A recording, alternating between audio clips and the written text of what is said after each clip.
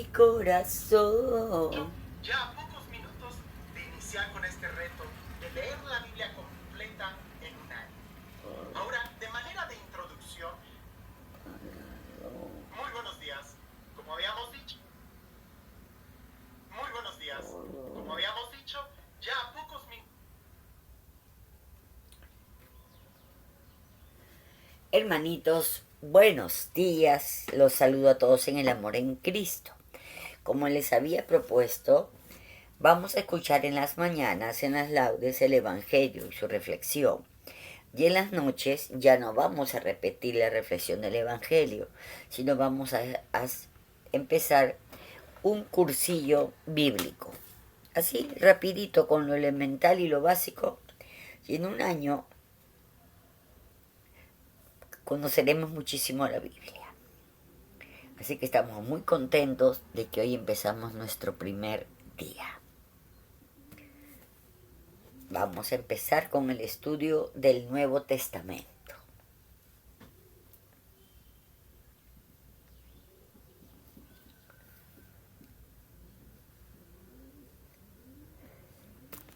Leve, labios con color pero secos, labial. Ya a pocos minutos de iniciar con este reto de leer la Biblia completa en un año.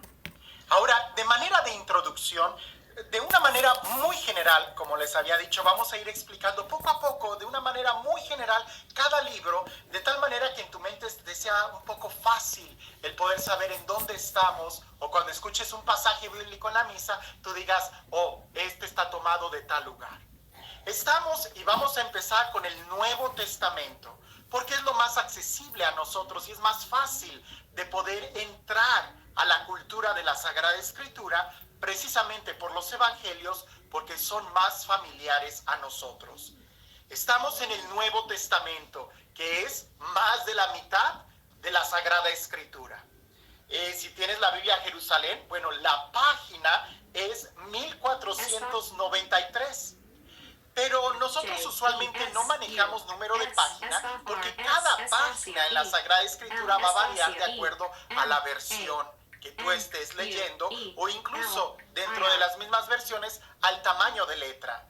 De tal manera que si estás leyendo una Biblia con letra muy grande, pues por supuesto va a tener muchas más páginas.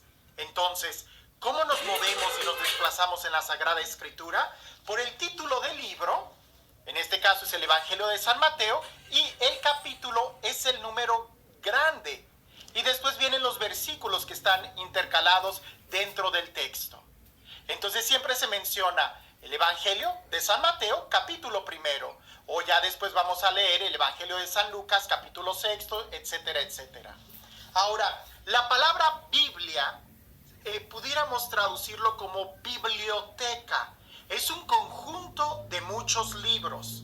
Algunos libros, como les dije, corresponden a antes de Cristo, lo que llamamos Antiguo Testamento. Y el Nuevo Testamento es después de Cristo. Algunos libros también lo manejan como Antigua Alianza y Nueva Alianza, ¿verdad? Refiriéndose a que Jesús es el que marca la diferencia entre el antes y el después. En el Antiguo Testamento, los libros, la mayoría de las Sagradas Escrituras, los van clasificando. Por ejemplo, el Pentateuco, los primeros 5 libros de la ley, después vienen libros históricos, luego los libros proféticos, luego los libros sapienciales, y así nosotros podemos identificar más rápido en qué área de la Sagrada Escritura va a encontrarse ese libro particular.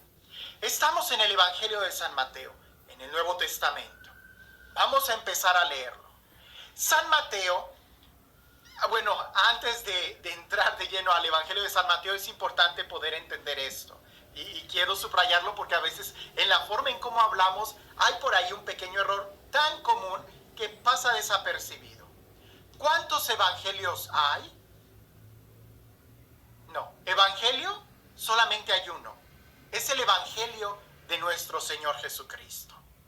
Y me vas a decir, pero yo he oído el Evangelio de Mateo, el Evangelio de San Lucas, el Evangelio... El nombre completo sería Evangelio según San Mateo. Así, y así porque el Evangelio, la palabra Evangelio es buena noticia. Y la buena noticia es la persona de Jesús. De tal manera que evangelio solamente hay uno. Pero esta buena noticia a nosotros nos ha llegado principalmente por 4 personas que nos han hablado directamente de él o de ella la buena noticia. Por eso decimos que esta buena noticia nos llega de acuerdo a San Mateo, San Marcos, San Lucas o San Juan. Pero evangelio solo uno. La buena noticia, el Hijo del Padre que nos ha salvado muriendo en la cruz por nosotros. Cuando nosotros hablamos de Jesús, nos referimos sí a Dios encarnado en la persona de Jesús. Pero resulta que Él, al ser una persona de carne y hueso, predicó y realizó milagros y la gente tuvo una experiencia profunda de Él. Te quiero dar este ejemplo que nos va a ayudar mucho para entender el porqué de los evangelios de cada versión. Imaginemos que yo te presento aquí a mi amigo Juan. A este personaje que se llama Juan. Él es mi amigo. Y mi amigo Juan tiene un hijo, tiene una esposa y tiene, pudiéramos decir, una suegra. Si yo te hablo de mi amigo Juan, te voy a dar y te voy a describir a Juan de acuerdo a mi experiencia. Él es buen amigo, tú puedes confiar en él.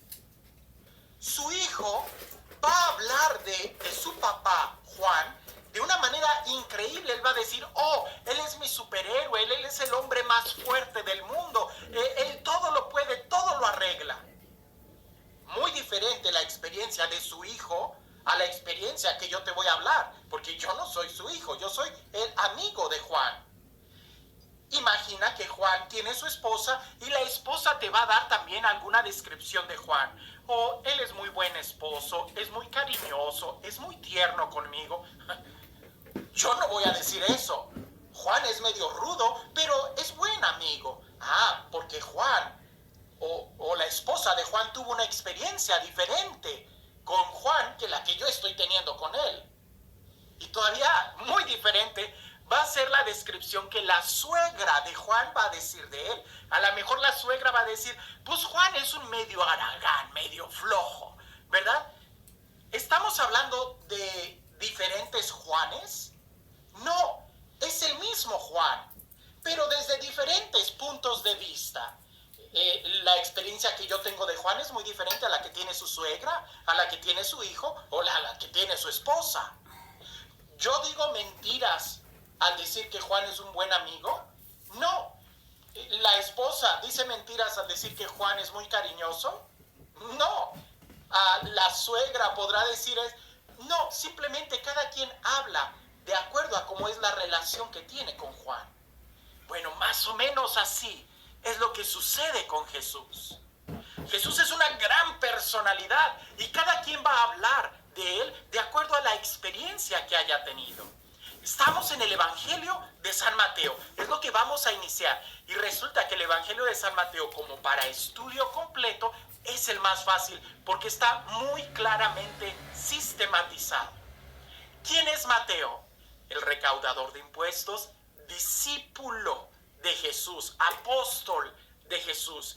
Mateo tuvo una experiencia directa con Jesús.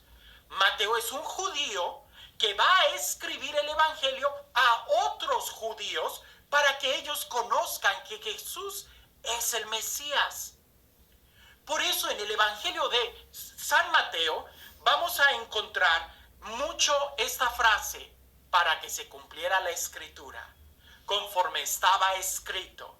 O sea, Mateo va a tratar de presentar a Jesús, a los judíos, como el verdadero Mesías. Por eso va a estar continuamente citando textos del Antiguo Testamento. Ahora, todavía más sorprendente, pareciese que el evangelista San Mateo como que quería replicar en su evangelio algo así como la ley de los judíos, el Pentateuco. No me quiero ir muy en detalle, pero la estructura del Evangelio de San Mateo es muy clara. Tiene una introducción, que podemos nosotros llamar como el nacimiento e infancia. Y tiene también una conclusión, que es la pasión y la resurrección. En medio hay 5 secciones claramente definidas. La primera sección es la promulgación del reino de los cielos.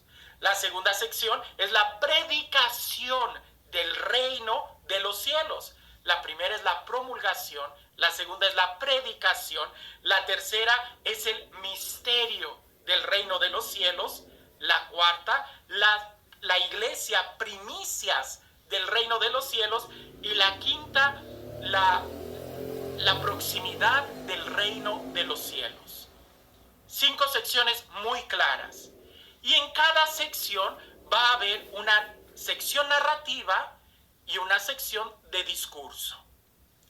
La primera sección, que es la promulgación del reino de los cielos, simplemente vemos una sección en donde se habla del bautismo, donde se habla del llamado a los primeros discípulos. Es una sección narrativa. Ahí no encontramos tantos milagros. Y después viene el discurso evangélico, la promulgación del reino, el discurso de las bienaventuranzas, capítulo 5, con todo que él viene a presentar no una nueva ley, o no a abolir la ley anterior, sino a darle el verdadero cumplimiento. En la segunda sección, la predicación del reino de los cielos, encontramos en una sección narrativa 10 milagros, abundantes milagros, y después viene un discurso apostólico. Y así vamos a ir nosotros encontrando en cada sección de este evangelio una sección narrativa y luego un discurso. Pero baste con que nosotros en nuestra mente podamos entender esto: una introducción, una conclusión, 5 secciones muy importantes. Cuando tú estés leyendo la Biblia Jerusalén, o muy posiblemente espero que también tu Biblia, ahí vas a encontrar luego que se separa. Está el título del Evangelio y viene el título de la sección. En este sería el nacimiento e infancia de nuestro Señor Jesucristo. Y luego ya en el capítulo 3 está más claramente donde se viene la parte de en este caso lo titula la promulgación del reino de los cielos, y la sección narrativa. Y así vamos a ir continuamente yendo.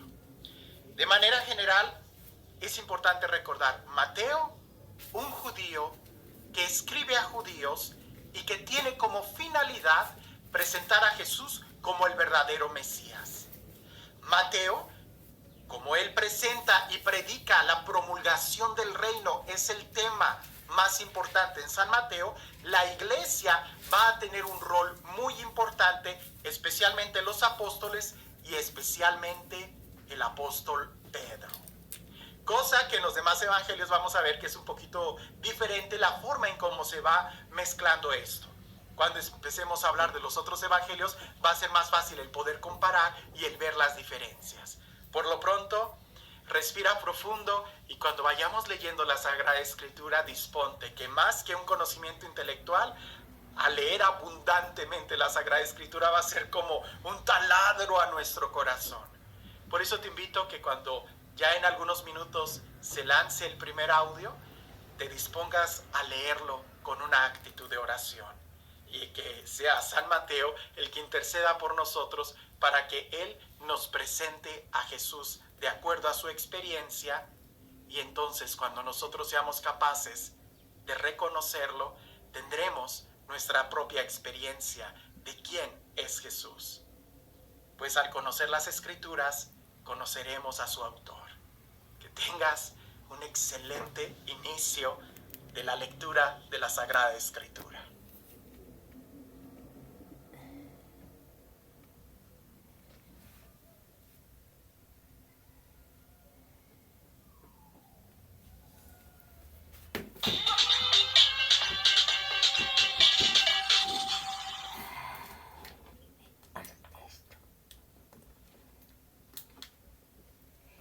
Hermanitos, hemos concluido la introducción que el sacerdote nos ha hecho sobre el Evangelio de Mateo, que es el primer Evangelio, ¿no? Es el primero con el que comienza el Nuevo Testamento, con el Evangelio de San Mateo, ¿no? Como bien dice el padre, pues San Mateo era un recaudador de impuestos, no era alguien muy bien visto por sus mismos compatriotas, porque trabajaba para los romanos. Una cosa importante que van a ir entendiendo, y explicó, ¿no?, que hay capítulos. El primer capítulo de Mateo habla de la introducción sobre Jesús, y por eso nos narra la genealogía de Jesús, que por José nació de la estirpe de David, por su padrastro, ¿no?, por su padre adoptivo. Muy bien, se cumplió que el Mesías iba a nacer de la tribu de David. Por eso Mateo nos da toda la genealogía. Desde Set, el tercer hijo de Adán y Eva, desde esa genealogía viene Jesús, de Set, del tercer hijo que tuvieron Adán y Eva. Otra cosa importante que nos dice Mateo, como bien ha dicho el sacerdote, Mateo hablaba para judíos. Mateo se interesó mucho en que los israelitas se dieran cuenta que con Jesús se había cumplido la profecía. ¿Y cuál es la profecía? Pues esta, que está en el capítulo 1, que hemos estado viendo en la introducción.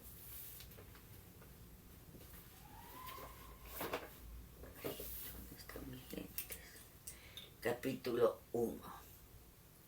Y le voy a decir con exactitud, acá dice: el origen de Jesucristo fue de la estirpe de David. Su madre María estaba desposada con José, quiere decir comprometida, no casada. Se encontró por obra del Espíritu Santo, se embarazó. Su marido José, que era justo, pero no quería difamarla, prefirió pensar en repudiarla. Y dice así: cuando José ya tenía planeado lo que iba a hacer, se le aparece el ángel del Señor a José y le dice: José, hijo de David, no temas tomar a María como esposa. No temas a tomar a María como esposa, porque lo engendrado en ella es del Espíritu Santo. Dará a luz un hijo, que él salvará a su pueblo de sus pecados. Todo esto sucedió para que se cumpliera lo dicho por el profeta, tal cual el Padre ha dicho. De eso se encarga mucho Mateo, porque su audiencia eran israelitas, y él quería que los israelitas reconocieran a Jesús como el Mesías. Y por eso si todo esto pasó para que se cumpliera lo dicho por el profeta. ¿Qué profeta? Isaías 7:14. Ustedes abren en su Biblia, terminan de leer Mateo 1, que les estoy diciendo, del 20 al 25, ahí ustedes van a leer lo que ahorita yo les acabo de también leer a ustedes, ¿sí? Y luego si cruzan, al costadito está, y luego ustedes van a Isaías, del Antiguo Testamento, el profeta, capítulo 7, versículo 14, él va a decir, cuando el pueblo le pide una señal, él les va a decir que la única señal será que la doncella concebirá y dará luz al Emanuel, que significa Dios entre los hombres, tal cual. Lean Isaías 7:14 y lo cruzan con lo que ahorita acabamos de leer en Mateo. Por eso les dice, todo esto pasó para que se cumpliera lo dicho por el profeta Isaías, ¿no? 7:14. Jesús es el Emanuel, el Dios hecho hombre.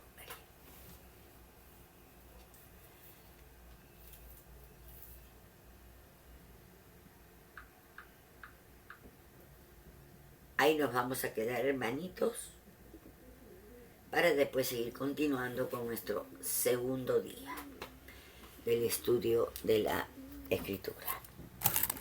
Vamos a terminar, como siempre, con una canción al Señor, porque el Señor es el Emmanuel.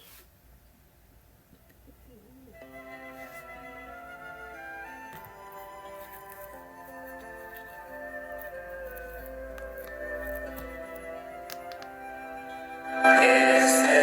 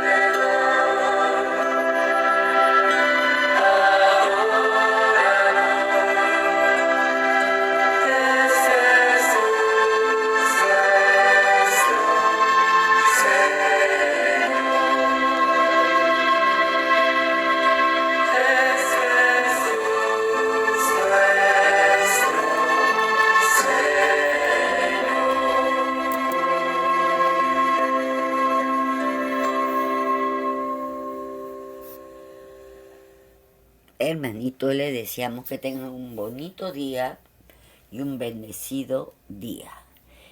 Hoy lunes ha sido nuestro primer día, martes será nuestro segundo día. Así es, cada día, hermanito.